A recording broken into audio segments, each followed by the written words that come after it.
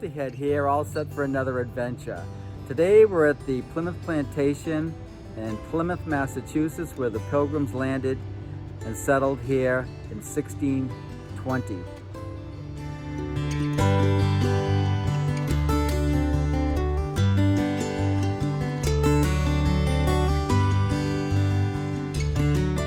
This is where you are right now at the visitor center. Yeah. You're going to exit down this back hallway and to your left. That will take you outside.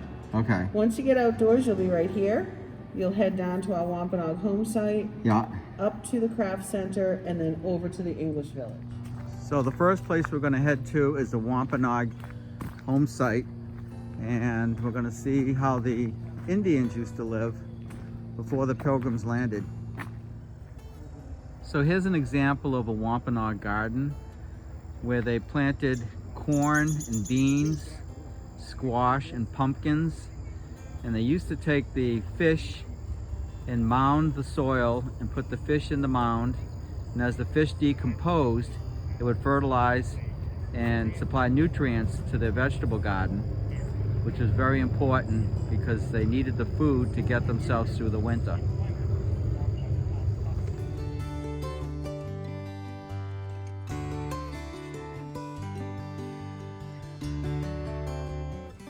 Burning the edges of this one, the underside of this has actually already been burnt out. Okay. So this that you're looking at is the bottom of the tree, of the boat, I should say. Yeah.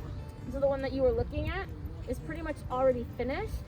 That one has already been burnt out. So the underside of this looks like what the boat that you were looking at. Okay, it's hollow. It's hollowed out. Yep, it's completely hollowed out on the bottom. And what kind of wood is this? What kind of tree? This is an eastern white pine. White pine. So that makes a good canoe, huh?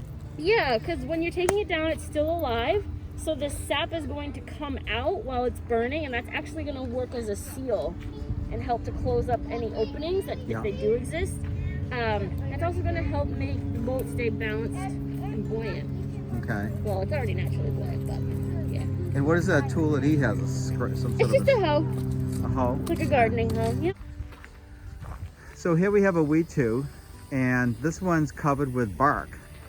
And this is a winter wetu, and as you can see, it's shaped like a dome so that the snow kind of falls off. And so let's go inside and check it out. Looks like there's all animal skins in here drying. We've got a lot of white-tailed deer. We've got bear.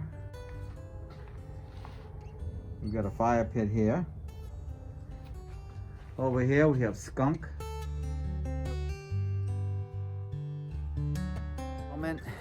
And that was the Wampanoag tribal encampment. Now we're going to the English side of Plymouth Plantation, where you actually get to see how the English used to live. And so let's go check it out.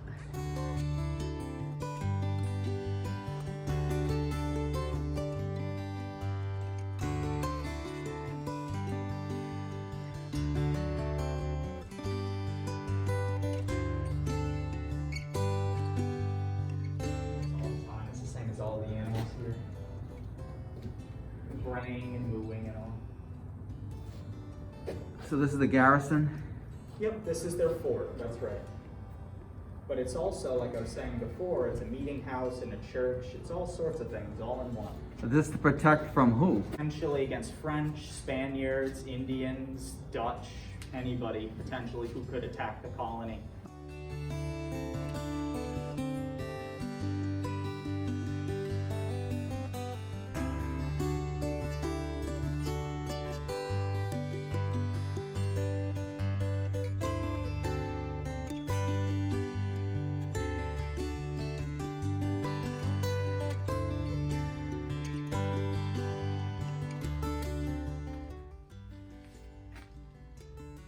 So the first thing you notice is the floors are all dirt.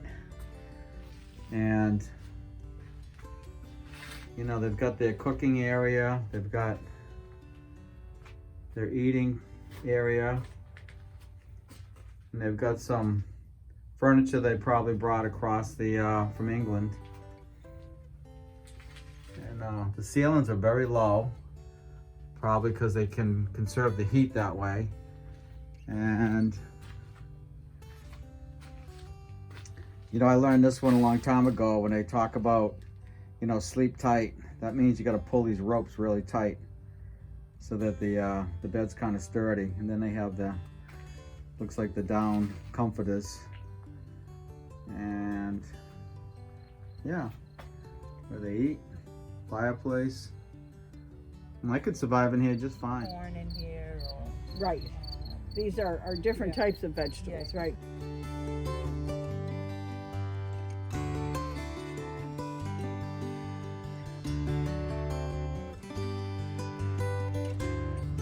Hello. Good day, how are you? What are you making? Oh, just pounding some corn, sir, to make some flour.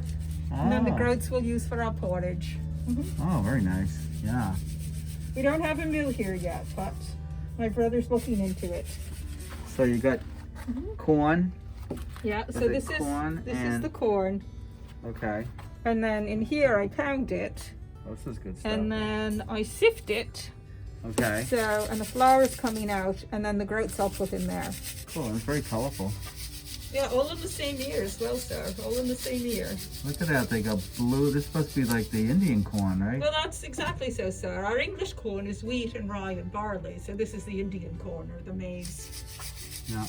Oh. How do you fare this day? Well, you know, I thought I saw somebody stealing chickens out of one of the, you know, out of one of the chicken houses there, and I didn't know if I should report it, but I heard this is Governor Bradford's house, and is he not around? He has stepped out. He has stepped out. Wow, he lives pretty well. And are you his woman, or are you? I'm a neighbour. I've come to visit his wife. Oh, But she had okay. to go running off after her children. Okay. So I'm watching the fire for a moment until she returns. Oh, you making medicine? Mhm. Oh, I see the herbs. Roasted some onions, melting some butter now. Put to the onions butter and sugar. It's very good against coughs and shortness of breath. That first winter, I think you lost half your people, didn't you? This is true, Yeah. but But now you. we have been blessed with better health since then.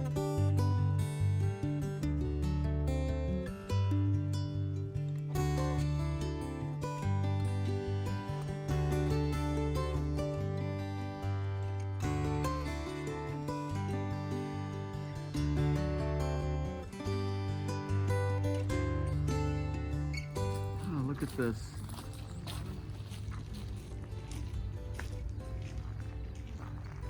Oh, now we have a craftsman.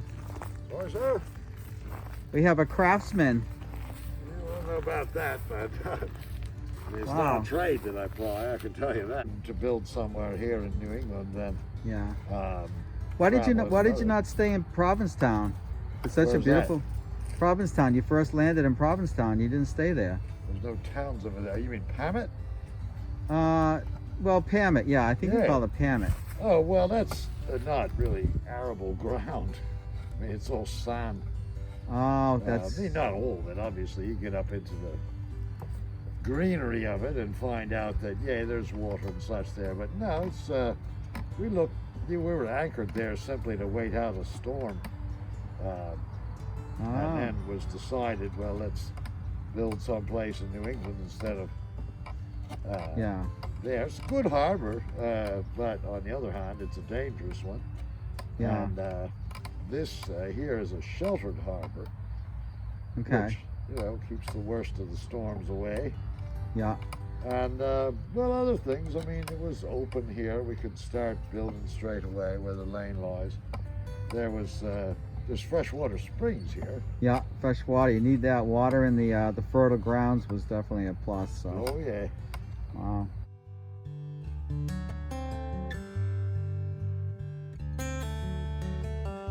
Trying to find Governor Bradford. How do you do? Huh?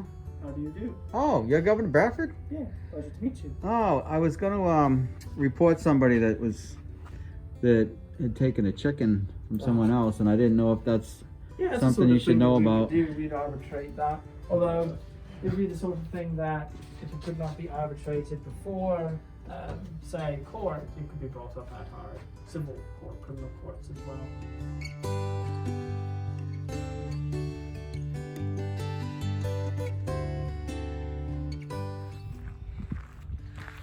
So that was the English encampment. And now we're gonna head over to the MayFlower. And we'll see what the boat was like that they sailed over here on. And it's all been restored for its 400th anniversary, so should be in pretty good shape. So let's go check it out.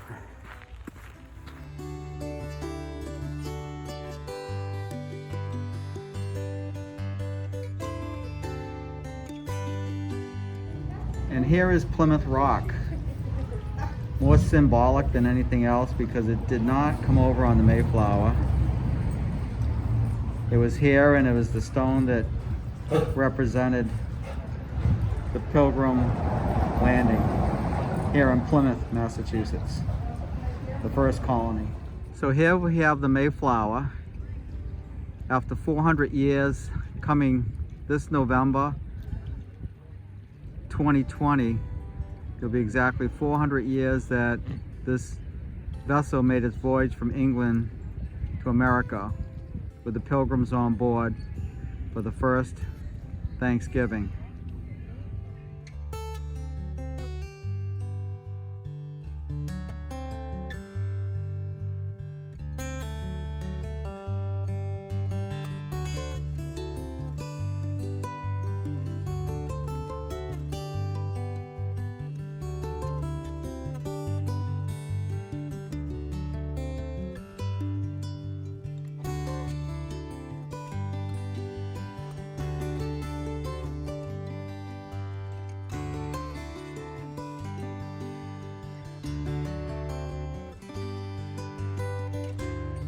How many people came over on the MayFlower? There's about 100 passengers. We don't know what the size of the crew is because passengers don't tell us that.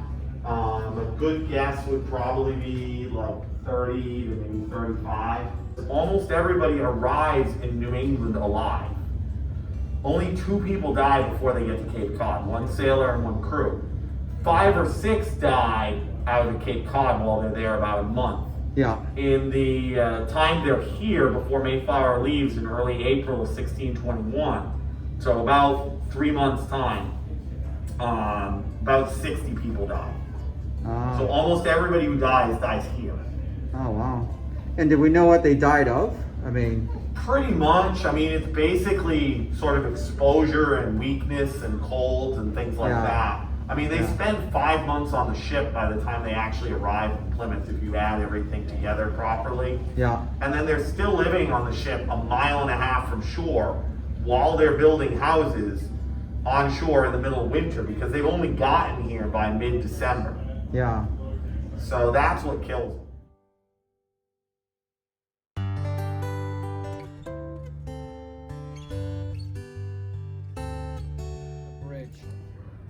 Call it the bridge, yeah. Well, you would on a modern vessel. Wow. But this is where, excuse me, all your orders would be relayed from. Yeah. Why do they call it the crow's nest? Just because crows sit in trees? No, well, they call them that in 19th century whaling ships. These you would call a working top or a bowl.